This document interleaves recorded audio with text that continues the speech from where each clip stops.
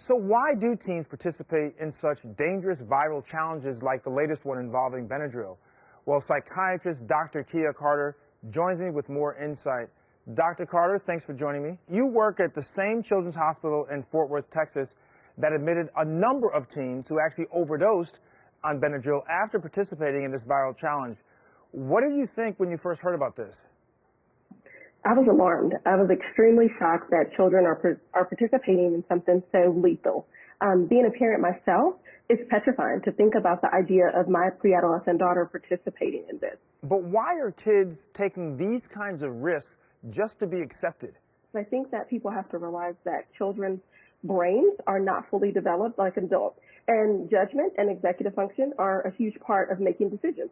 And we see kids just going with the flow, participating in these high-risk behaviors, but we have to remember that their brains aren't fully developed, and that's a normal part of development, is learning how to make proper decisions, proper judgment, things like that. There's some research also to show that social media and participating in these challenges is kind of activating the reward center in the brain, which is kind of causing these kids to become further attached to participating in these activities.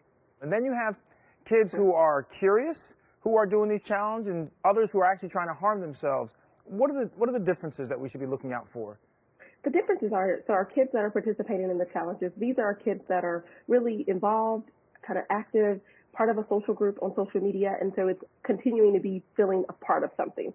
And those kids are doing this just like the other kids are doing to be a part of it, things of that nature. Our kids who are taking medicines or taking over-the-counter subjects to hurt themselves is different. Those kids we worry about, they're more excluded on social media. They're bullied on social media. They don't have friends or other social outlets. And we see those kids doing these things more of a use to hurt themselves and not just a game or challenge. Okay, so for our parents out there who've seen this story, they've seen, the negative consequences, the deaths, or the great illness or morbidity that comes from these challenges, what's your takeaway for parents? Be aware. Again, be aware of what's happening on social media. Know what your children are doing on social media. Participate and just ask questions.